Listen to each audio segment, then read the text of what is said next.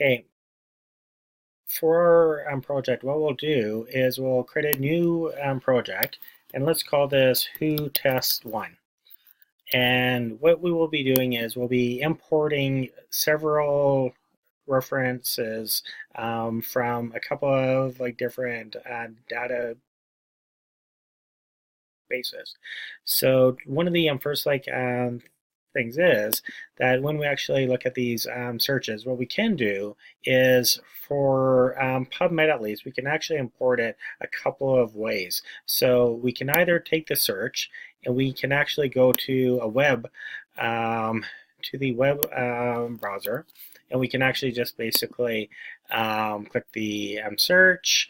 It then comes up with 3,929 references.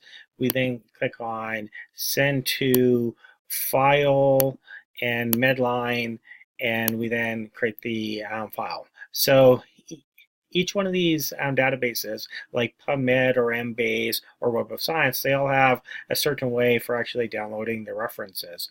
So under the synthesis web page, there's a support web page, and then under there's actually an online reference. And for here, if we actually type in, let's say med online,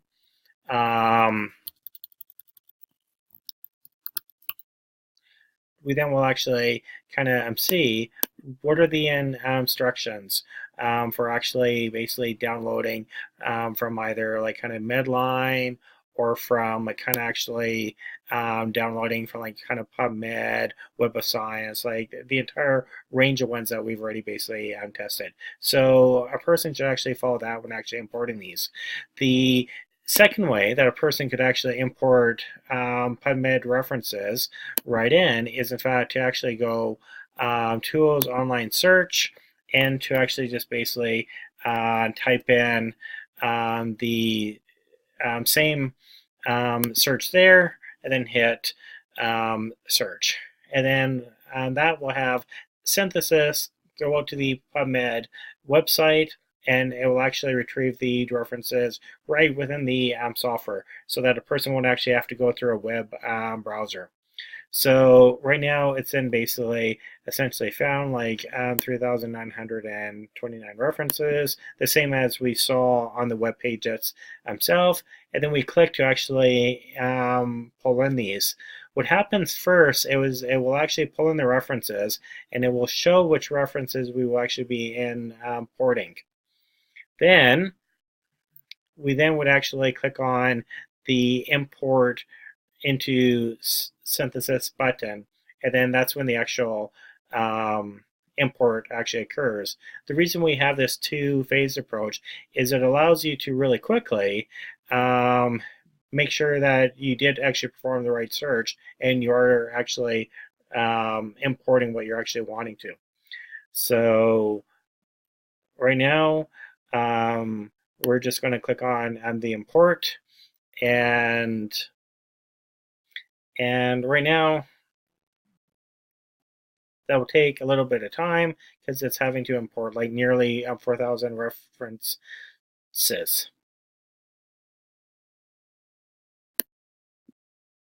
So when it's actually importing, what actually happens is it checks to see whether we already have the reference in place. So if we were to actually import PubMed and Web of Science and Embase, the software actually duplicate all of the references.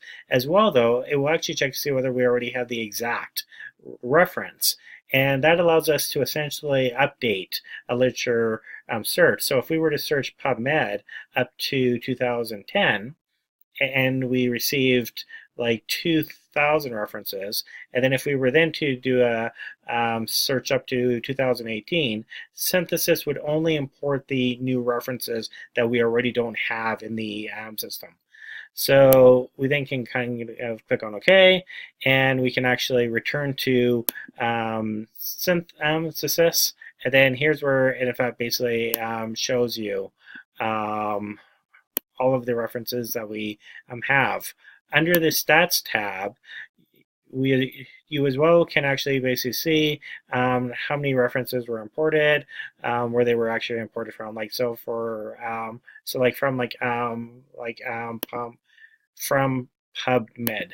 So as well, we can actually go into project and into project settings, and then there's essentially a duplicates mode here. So if we then basically so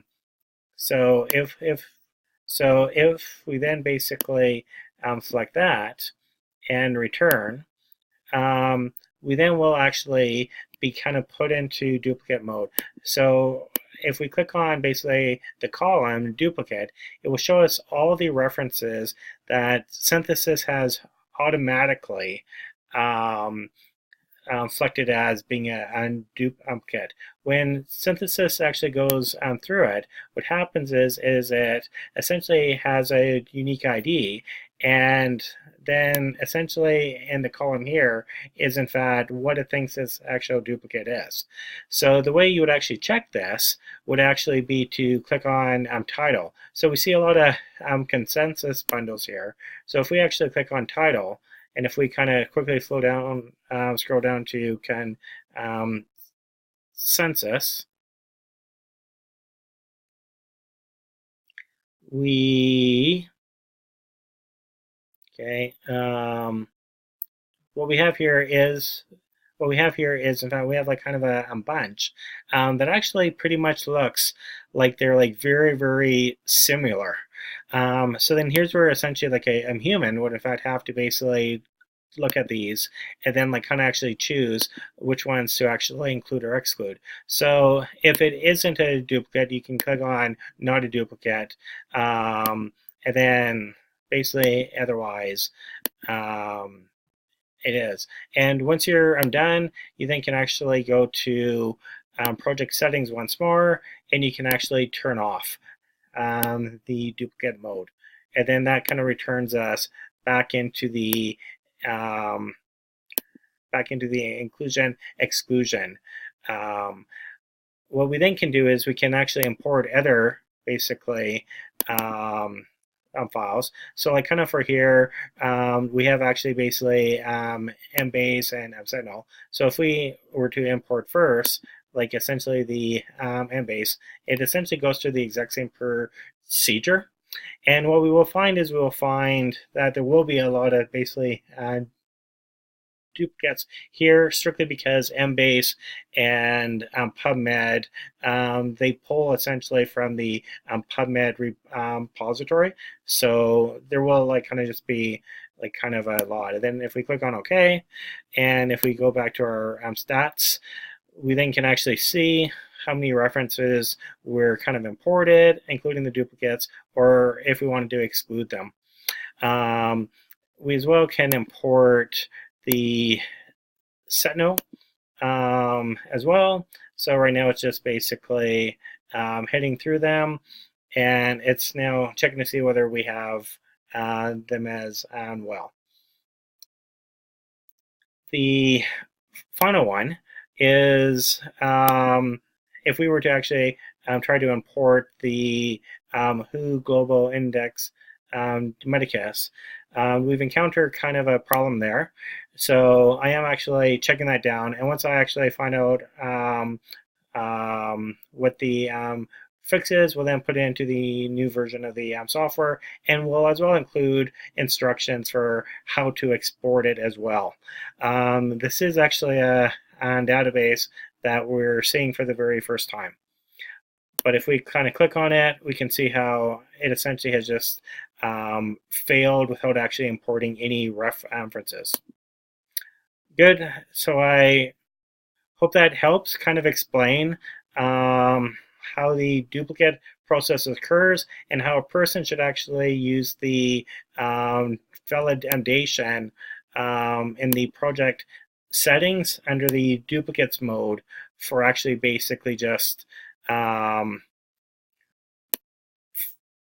verifying what are all the duplicates, and then like I am said like kind of before, it's very quick to in fact just sort of on title afterwards, and then kind of just look for actually where the blue is, and then you often find that they have like pretty much the same titles, and they're kind of just right up above each header. Great, thanks.